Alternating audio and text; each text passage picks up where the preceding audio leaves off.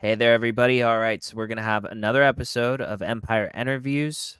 We're going to be talking with King David, right? Founder of CryptoChips.io, and I believe one of the co-founders of Ascent Rivals, but we're going to talk to him. We're going to find out. So let's see what's going on.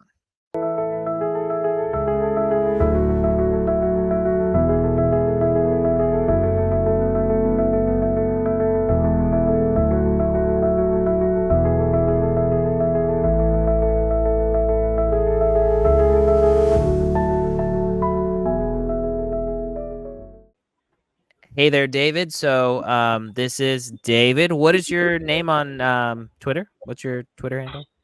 My Twitter handle is NFT Collector, at NFT Collector, the one, the only NFT Collector. Fantastic. So David is a close friend of mine. Love this guy. Fantastic. One of the awesome builders in the space. Okay, so founder of CryptoChips.io, right? You just dabbed on him. I love that. So tell us about CryptoChips.io. How long have you been in the space? Tell us a little bit about yourself. Give us, the rundown. For sure. A little bit about myself. I go by King David on Twitter, but my handle is NFT Collector. I've been in the crypto space for quite a while. Me and my brother kind of started off in around early 2011, 2012. Got into Bitcoin back then. My dad is a forex exchange trader. So he really got us up in Bitcoin very early. Unfortunately, we kept all of our Bitcoin in the Mt. Gox exchange. So after the hack, it really got us pushed away from crypto. I got back into it, I think, a little bit earlier than my brother. Around 2016, started mining it. Was a big Ethereum Classic miner, and then I traded my Ethereum Classic for Ethereum. This is kind of right next to the 2017 bull run, the ICO phase. Really fell in love, went basically all in, and wanted to do something full time in that area. So 2021 rolls around right after COVID, decided to take a risk and started CryptoChips. So one thing that I really kind of realized is community building is really important in any ecosystem, but especially crypto. And since crypto is all digital, there is no physical representation. There is no tangibleness to NFTs and crypto. So that's where the idea of starting CryptoChips. So started in about 2021, really concentrated on the premium side of things, really concentrated on well-designed stuff. Because there was crypto merch in the ecosystem, but it was just a bunch of, very low quality, poorly designed stuff.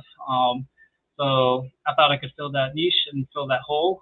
And 2021, 1 year later, we became number one on Etsy with over, I think, 15,000 sales on there, and then another 10,000 sales on Amazon, and really quickly became kind of the crypto merchandiser of the space. So 2023 brought in NFT merch, and now we're here. So. Yeah, and just recently I was at Rare Evo, and I believe you were there as one of the big sponsors, right? The majority of a lot of the merch that was around there for Rare Evo was done by CryptoChips. Is that correct? Yes. So we did a lot of the merch there. Did a lot of the designs as well. So I'm a contracted designer for Evo. I helped with their NFT collection. Did a lot of other graphics for them as well. Did the big That's Rare cardboard cutout thing that everybody was taking photos around. So did a lot of stuff for them, but primarily did the VIP merch as well. So I saw you wear the VIP burner shirt.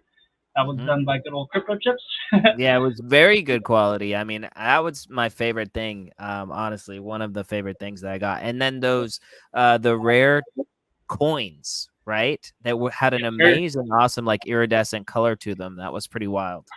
Yeah, shout out to Pi from Sunday Swap. He birthed the idea, and he's like, "What if you do these cool, colorful rainbow anodized coins?" And I never heard of anodized coins before.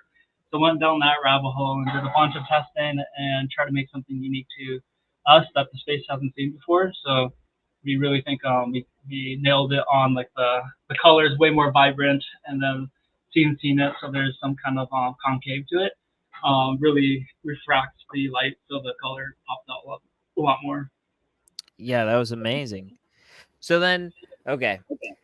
So CryptoChips.io, you've been doing that for a while, but this other thing has been probably taking a lot of your time as well here lately. I saw the giant expose at Rare Evo. I got to play the game using the dual, I don't know what you call those, but dual joysticks. That was awesome. So Ascent Rivals, I think that's one of the most incredible, high quality games, period. I'll say games, period, that have come out here lately. And not only that, but I heard some rumors that there might be some like Web3 integration going on there. So like in comparison to any kind of Web3 game that has been coming out, it blows it out of the water, in my opinion. So tell us about Ascent Rivals and like what's your role there and what do you all have going on? Because you all been cooking. Yeah, for sure. That's the project that I've been working on the most. So I'm one of the co-founders alongside with my brother, Michael Yagi, who you know as well. Just like kind of like CryptoChips, we wanted to try to do something very premium and really quality based. So we took a kind of a different approach to the typical Web3 studio or game launch. So we don't have any token or NFT collection associated with our project. We really wanted to showcase the infrastructure and the technology that we can build, and primarily like making sure that we have a fun, good game first. There's three kind of like pillars that we think that a game or studio needs for the longevity. And one of them is making sure that the game is definitely fun. So just until recently, we've only talked about the Web 2 side of things. We never talked about the crypto, Web 3, the NFT side of things. We really wanted to establish ourselves as a fun Web 2 indie game. And I believe we were definitely successful and very thankful that we took that route now, because we were able to land a decent amount of sponsors, get sponsored by reputable events like PAX, DreamHack, PDX, or not PDX, but PAX, and then DreamHack again. So we're about to announce that we got invited. You guys won a bunch of awards, right? Like some of the most indie awards, well, different gaming awards just in general. So tell us about that as well. Yeah, for sure. We're very blessed and humbled to receive the PAX Showcase Rising Award. And they bring you for, I think they picked 10 games, 10 indie games that are kind of like innovating in the space, that are unique, but also, you know, pretty high quality. I think there's close to hundreds, if not 1,000 or more submissions for the PAX Rising. And we were extremely happy, like I said, humbled to receive that award. So they bring us out and they showcase us right when you walk up the elevators. There's the PAX Rising Showcase, and we were right there in a corner spot, super blessed. So everybody needs to walk by our booth to get to the other side of the convention. So being one of the only Web3 games, I believe there's one other Web3 game there, was extremely exciting for us. We really strived hard for it, and you know, it was very much validating for us to win that award. Can you tell me what the other Web3 game was, if it comes to mind? Yeah, I honestly don't remember. It's like Hooligan Pets or something along those lines. They're a Ethereum-based, one of the first ones. I think they did a raise and an NFT collection back in 2020, I believe. So they've been around the block for quite a while. But yeah, they had a massive spot in the back as well. But us and them and Ascent Rivals were the only Web3 games at that convention. That's amazing. Okay, so tell me, what is new, I guess, with Ascent Rivals? Because there have been a lot of, you all have been cooking nonstop, I know, since you started, because I remember talking to you and Michael a lot earlier, and like you had only just like mentioned briefly Ascent Rivals, but then I spoke to Michael, and he was like, the whole thing was Ascent Rivals. He was so excited about everything going on, and now that's become a much bigger part of what you're doing and what you're involved in, and a lot of progress has been cooking there. Tell us about some of that. I've heard some rumors of big partnerships. I know that you all just had the Celine, as well as the Cardano Clash and all these things. How has all that gone? You all have been constantly traveling, going to different gaming events. And I mean, that's huge for anybody, not just a Web3 company. For sure. Yeah, the traveling is getting pretty crazy. We're just about to fly out to Atlanta for DreamHack. They again, we're very blessed, but they sponsored us for a second time, and I believe we're one of the only Web3 games at that convention as well. But like you said, we've been cooking. We've been putting on our chef hats and been in the oven, in the kitchen for a good while. Especially like I was saying, we really wanted to take the approach of building first and then talking about the stuff. So a lot of the stuff we're still working on, we're still building on. A lot of the partners we're still trying to lock down.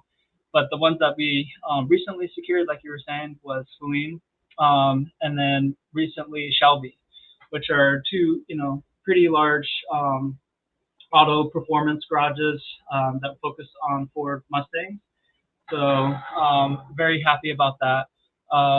But like I was saying, we kind of only started talking about the Web3 infrastructure and the stuff that we're doing in that field recently. So we've been really working on that, really working on the community building side of that as well, which is where a lot of my time is being spent right now, is the tournaments, doing play tests, doing what we can to build organically our socials, running different tournaments, working on different sponsors, and a lot of the things on that front. And also, like as you probably noticed, the development in the game has gotten a lot further. So we have new game modes. I think since the last time we've talked, we've added Ascension mode, which is a big part of our game. But yeah, development sides, partnership sides, community building, marketing, that's all what we've been working on really hard, heads down. Dude, that's really amazing. I one of the questions I have, and one of the things that I think we've talked about a little bit, but I've heard that there are going to be some like gambling mechanics in this game. And so like what is it that you all are doing that you feel is special and innovative and that is going to set you all apart? Because a lot of different like gaming casinos and things are coming up here lately, especially in the Cardano ecosystem. But I feel like you guys have more of an esports sort of direction going on. So tell me about that. How does that work? For sure. Yeah, just for real brief, our backgrounds, both my brother and I are very esports competitive. I grew up playing sports all my life, and then really went into like hard on RTSs like StarCraft. That's kind of like my fame to claim is I coached and leveled up a bunch of accounts to Grandmaster. I was one of the best random players within North America, and actually paid my college by coaching and leveling up and playing StarCraft. So that was a big thing. And my brother was really big into League of Legends. We both played like Call of Duty, Clash Royale. I believe my brother was top 100 in Clash Royale, and the furthest I got was about top 700, I believe, and that was versus like millions of players. That's one of the most popular mobile games. But we definitely have the not the skill, but the hunger for competitive games. So we definitely wanted to try to do something not risky, but a little bit innovative on the indie games, and really focused on making a very steep complexity curve racer that, with the big steep complexity curve, you get a high skill cap ceiling. Yeah, one thing that I was talking about we believe that there's like 3 pillars to make a game last long. One is, like I was saying, the having it fun to play. The second is going to be how spectatable is the game, and that's where the betting client definitely comes in, is being able to bet and place bounties within the game as a player, but outside the game as a watcher. You'll be able to place bets on players, different events, different wager matches pretty soon. But having skin in the game, having some kind of financial gambling degen side of the ecosystem is definitely something that people love, especially in the Web3. We've been really working hard on what that will look like within our game and how to utilize the Cardano ecosystem to leverage that side of things. So that's what we've been cooking up in here. Dude, that's amazing. I will say, like, okay, so from the NFT community project founder side, it would be amazing if every week, right, there were an Ascent Rival game that we're streaming to all of our community inside the Discord, and then we've got wagers in, right? Like if there were a bot or something there to take the wagers, and then for everybody to place their bets, and then for like the game to go on, because we have a very large community of people that play poker, right? And they play poker across the different ecosystems in Discord.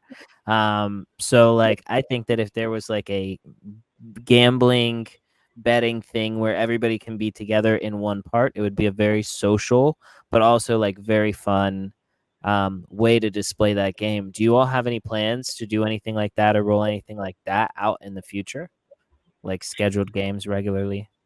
For sure. Yeah, wager matches is like one of the most live streamed, watched things. Specifically like the Call of Duty wager matchings. I don't remember what the numbers were, but it was crazy amount of like hype that was behind there. How much like wanting to watch who's the best. So wager matching is a big thing that we're trying to do.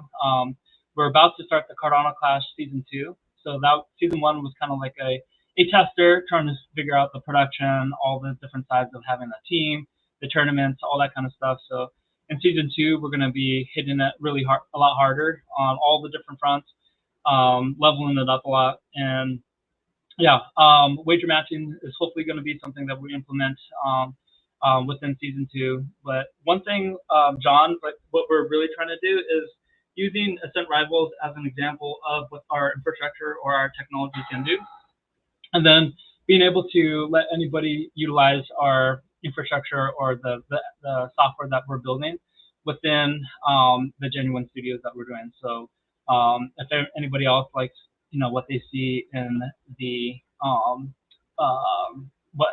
betting side on the Ascent Rivals, they can hopefully implement it on any game. So that is kind of like the goal and the dream. Gotcha. So genuine games is a gaming studio, right? Is that what you're saying? Are you telling me that Genuine Games is a gaming studio? So anybody outside that sees anything that they like about any of the games, either the mechanics or just want an incredible game made, that you guys can do that? For sure. Yeah, we're using Ascent Rivals as like a test quote examples of like what our infrastructure can do. So the betting client is just one of the things that we're working on. The one other thing that I can talk about, let me think. Is like Gravit. We've been working on that as well. So working on the on-chain NFT collection marketplace. That is another big thing that games really need, is in a marketplace that people can own their different assets of different parts if they want to. Different games can mint different parts, items, things like that. But also to have it in an open market where people can trade, buy different assets really easily and auction them off. So one big thing with our wager matchings down the road, we're going to try to make it or have it so once you win, you have the option to auction it off. So everybody part of your community will get a distribution of that auction. And just giving the players a wide range of different stuff that they can do with their assets. So that's fantastic. Yeah, we're really excited about that. So like, what other things would people be able to do, right? You could auction something off. Could you like burn somebody's NFT or something like that? For sure, like if you wanted to be like, hey, screw this NFT collection, we just want to burn it. You will definitely have the ability to do that. So kind of like if you do something like that, that's kind of like a marketing statement. Some You could have like an NFT graveyard where like there's like a montage that just shows all the different NFTs that are in the NFT graveyard. 100%. Yeah. When people burn it, they're gonna it's making a statement like, oh man, your NFT collection is trash, or we don't want any part of this kind of thing, So given the ability to do that, is kind of something funny and fun, That's awesome. And I mean, yeah, there are not a lot of games in this space that I've seen that have the spectator aspect as like the main focal point. So I think that that's super exciting. Where or how can people get involved with Ascent Rivals? What is the best way for them to stay up to date and to get involved and to test it out, man? Because I mean, I've tested it out. I think the quality of the game is impeccable. I mean, like now that I'm home, I've played with a controller a couple of times. I've been trying to get those speed trials up, but I'm telling you, it's hard for me to get below I can get up to the 30 to like low 30s, but like to get beyond that is tough. I can, it takes me a few times. It takes me a few times getting crushed, running into stuff, going way too fast. But yeah. I mean, it's an amazing game. For sure. Yeah, the best place to find us or keep tabs on what we're doing is definitely on Twitter. We're pretty active on Twitter, posting updates, patches, gameplay, VODs, and then definitely Discord. So we are currently running 2 weekly playtests. About mid-October is when we're going to start our next tournaments. We have a pretty big patch coming up this Saturday, September 28th, which is going to be a lot of different patch fixes, some pretty cool updates that we'll be sharing on September 28th. But yeah, Discord is the best place to pop in, ask questions, participate in the playtest. We run different tournaments, challenges as well. We give a lot of merch, give a lot of prizes. It's just a lot of fun. And then we are free on Steam right now. So I think it's Steam/Ascent Rivals, both on Discord and Steam. And yeah, those are the best places to keep tabs on us. That's fantastic. But all right, so this has been fantastic. It's really been eye-opening. I know for sure that I'm going to make sure to get some of the gameplay because I've seen some awesome high-quality gameplay from this game. I've played some high-quality gameplay from this game, so maybe I'll go back. I'll play it a little bit, get a little screen record going on, and then have some awesome cutscenes for them. There we go, the explosive start. We get to see everybody off for the rush here. Rounding the corner, somebody explodes instantly. Somebody explodes shortly after that. The guns are firing everywhere. On to first, but just barely. It's Roman Orc. Now Roman Orc takes first after Gnarls gets dropped. Dyna, this top 4 changing repeatedly here. Everybody just trying to stay alive. Unfortunately, Roman Orc has to take a wide turn, and he still hits the wall. But now it's Gnarls, Captain T-Gen, Roman Orc, the Mormonator, Grandpa. This interview for sure. What do you feel like was your like aha moment when you started to play Ascent Rivals? What was the point when you were like, this is different, right? And that you enjoyed it? Because I know that you're pretty good at playing it, but what was I guess at what point in the development did you like all of a sudden like the light switched and you were like, not only are we like theoretically building this, but like this is built now, For sure. Yeah, the noticeable moment was definitely when I played it for, I think, the first time when it's one of those games where you pick up and then every single time you play another race or do another lap, you kind of like get better and better, and you figure out, oh man, this game is very high scaling. Like the mechanics of the game is something that we really focused on specifically for the gamepad. To have those tank controls, to have something feeling fairly unique, to have like 3 or 4 different ways to turn, given the power to the player of like when to do different things on the controller is very unique in the space. Typically, like any racers, you have like you go forward, you go backwards, you turn left, you turn right, and everything's pretty mundane. Like, you can't really play like Mario Kart for a very long time, for an example. Things get a little monotonous. There's a lot of luck within the game. So having a fresh take of, kind of like innovating on racing, because honestly, racing is kind of like a dying genre, and it's because it's kind of slow. It's been done so many different times. There's no innovation on it. So you can almost imagine Ascent Rivals being like a third-person shooter with the racing mechanics and with the Rocket League kind of style physics and mechanics and skill ceiling. Mixed in with like strategy, which is going to be a big part of our next update on September 28th. I'll give you a little bit of sneak peek. It's going to be similar to Counter-Strike. So you know how we have a lot of different parts in our game. We give, for people that don't know, there's 7 different parts within the ship that you can customize, and we're consistently adding more parts to, throw the meta, change the meta, figure out what is the best way parts for this map, for this circumstance and scenario. So the next patch is going to kind of be similar to Counter-Strike, where everybody goes into the match with the same amount of parts, with the same amount of money, and the kills that you get, the shooting the obelisk, the finish, the placement you finish, all of it was calculated into how much money that you accrue for the next round.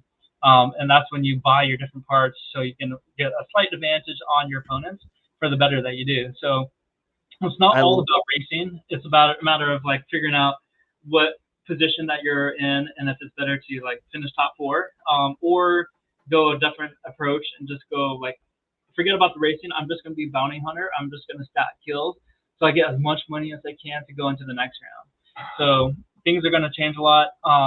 But to answer your question, yeah, definitely the meta or the mechanics of the game is unique. And that's one thing unique about our game in the Web3 space is we have no financial incentive, but our community and the player base is increasing dramatically, especially within these last months. I think we've increased like almost 200% or something crazy like that.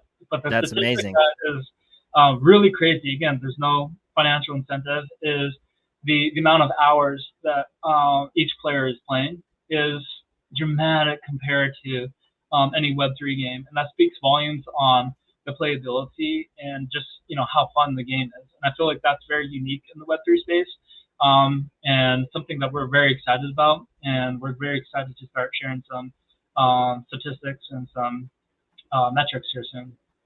I'm so excited about those different mechanics because like that's so crazy. Everybody starts out with the same place, and then basically like how you play. How many rounds will those games have? Do you have like a number already in mind?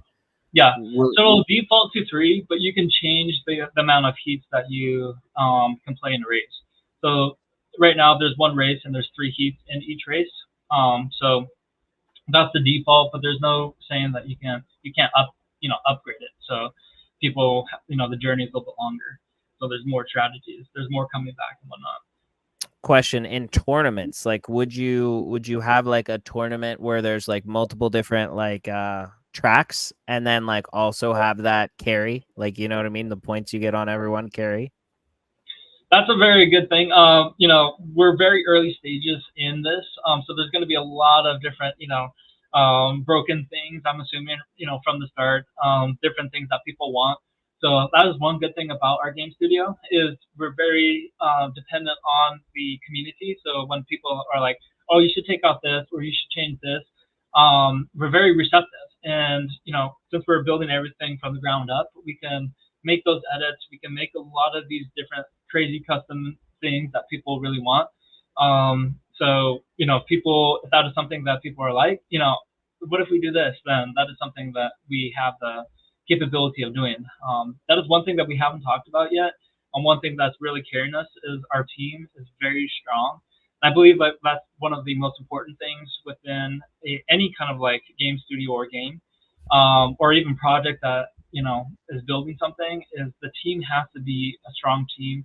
What does that really mean? It means it's like, the communication is strong. Everybody's really, passionate about the project. That's one thing that people can really see, is each one of us is very passionate about what we're doing. And that really is like a secret ingredient, honestly, in making sure that, I don't want to let down my brother. I don't want to let down these other people. So like getting each other's back, having good communication, being passionate about the project and what you're doing is extraordinarily important for the longevity and the success of any project. So that is something that I feel like we're very bullish on each other, and something that we haven't talked about yet is our team. Very stacked, very talented team. We're a small dev team, but the people that we do have, rock solid. So we'll be talking about this a little bit more as we progress. Awesome. I heard a rumor that somebody on there was involved in the development of 2K. Is that like a thing? Like that was a big deal. Involvement in, what did you say? 2K, was it? Yeah. So yeah, that's my brother. Funny story. I used to play softball, and the pitcher's dad was one of the owners of a subsidiary of 2K. I believe it was called Cat Daddy Studios. But they built a lot of 2K games, and his son was really good at baseball, played professional baseball for the Tampa Bay Devil Rays. And I was like, hey, my brother's just about to graduate Digipen. And he was like, oh, Digipen, because that's a very notable like school for game development. And if you happen to or have the skills to be able to graduate, that's like a really big accomplishment. So I played softball with both the dad and the son at the same time, and he was very interested. So got him an interview, and I believe, if I remember correct, he started off as an internship, and that turned into a full-time job. After that, I think he went to another game studio, if I remember correct, but then eventually landed on working at Tableau, which is a massive, software development company, and I believe was one of the younger senior devs of Tableau. My brother has, a lot of experience. Like I always say this, but he's like the brains of the brothers. He's very smart. Yeah, talented team. That's awesome. I mean, that's crazy, 2K. And then I know that some of the other people on the team are also stacked. Like they've been in the development of some amazing, games in the whole gaming scene. So I love that basically you have a team of, dude, assassins. You have a team of assassins, game assassins that just decided that why would they do it for other people when they can make something incredibly incredible for themselves? So, I love that. I think the story's awesome. I've seen what you all are putting out. I think it's amazing. And these updates you're talking about sound fun, man. Sound fun. I still can't get to the point where I can race and shoot at some people. I'm not through the race. It's pretty exciting to me. But Yep. Yeah. Tough to race and shoot for me. I can't do the transition yet. Like I said, the complexity curve is very steep, so we always recommend learning driving first. Driving and being nimble to be able to dodge different shots. One thing with the game is when you're about to get shot, you'll see the laser of the reticle of whoever's trying to shoot you, so it gives you a little bit of a chance to dodge different ways. So it gets into this cat and mouse. So really master that before going into shooting. Is definitely recommended. That's amazing. So this has been an incredible interview. Give us your final thoughts. Your last, tell us the last thing that you want everybody to know, because we're gonna put this up. It's gonna be great. We'd love for you all to share it everywhere as well. For sure. Yeah, like I said, we're starting playtest. We're about to start our new tournaments. We'll be announcing the sponsors of this tournament here soon. We've already announced the Shelby Grand Prix. That will be probably mid-October. So now is the best time to hop in and try to see how you compare versus other racers. We have offline time trials, so you can just race around the map trying to beat, these other players. We have a robust leaderboard that people are pretty competitive at trying to get the top 25. Otherwise, yeah, would definitely appreciate, or we already appreciate all the support that everybody's given us. And like John was asking, the best place to follow us is Twitter. And if you're interested in hopping in and playing in this playset, feel free to join our Discord at Ascent Rivals.